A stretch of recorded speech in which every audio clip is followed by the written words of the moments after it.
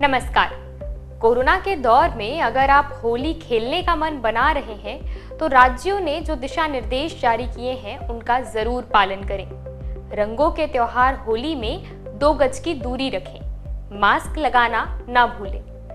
होली पर गुलाल बनाने के एक अनूठे तरीके से हम आपका परिचय कराने वाले हैं। सुर्ख लाल, गुलाबी, पीले और हरे रंग से रंगे चेहरे, आकाश अबीर से सराबोर और मन झूमने को तैयार। होली पर चारों ओर यही दृश्य दिखाई देता है। वातावरण में छाए उल्लास और ऊर्जा का अनुभव हम अपने भीतर भी करते हैं। होली के इस त्योहार पर गुलाल का प्रयोग खूब होता है। स्वास्थ्य की दृष्टि से यह चिंता भी होती है कि कहीं गुलाल से त्वचा पर बुरा प्रभाव तो नहीं पड़ेगा।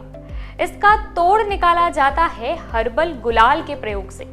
इसी को लेकर अनूठा प्रयोग किया है छत्तीसगढ़ और राजस्थान की महिलाओं ने। यहाँ महिलाएं चुकंदर, पपीते, पालक और अलग अलग पेड़ों की पत्तियों से गुलाल बना रही हैं। छत्तीसगढ़ के बलरामपुर में सब्जियों से अलग अलग तरह के गुलाल बनाए जा रहे हैं। पालक की पत्तियों से हरा, चुकंदर से गुलाबी और लाल रंग, पपीते और पलाश से केसरिया रंग का निर्माण किया जा रहा है। बलरामपुर के जाबर कृषि विज्ञान केंद्र के अधिकारी एन गौतम कहते हैं कि प्राकृतिक रंगों से गुलाल बनाने के लिए महिलाओं को पहले प्रशिक्षण दिया गया। सब्जी बागान से पालक, पपीता और चुकंदर मोल लिया जाता है। इन्हें उबाल कर पीस कर इसमें अरारोट मिलाया जाता है। फिर प्राकृतिक एसेंस मिलाकर और कुछ एक अन्य प्रक्रियाओं के बाद गुलाल तैयार हो जाता है। महिलाएं प्रतिदिन 20 किलो तक गुलाल का उत्पादन कर रही हैं। गुलाल का 250 ग्राम का पैकेट तैयार किया गया है।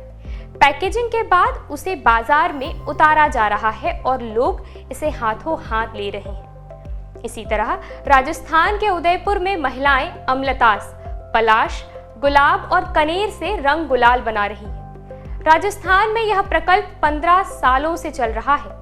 मुख्य वन संरक्षक आर.के. जैन बताते हैं कि स्थानीय महिलाएं ढाक, गुलाब, कनेर, बोगन और टेकुमा के फूलों को सुखाकर तैयार रंगों और अरारोट के मिश्रण से पारंपरिक तरीके से गुलाल बना रही हैं। इसमें किसी भी प्रकार के रासायनिक रंगों का प्रयोग नहीं किया जाता है। महिलाएं आर्थिक रूप से सबल तो हो ही रही हैं, लेकिन साथ ही नागरिक भी बिना सशंकित हुए हर्बल गुलाल का प्रयोग कर सकते हैं।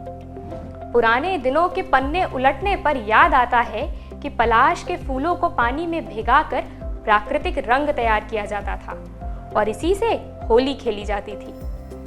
बाद में रासायनिक रंगों का प्रचलन हुआ।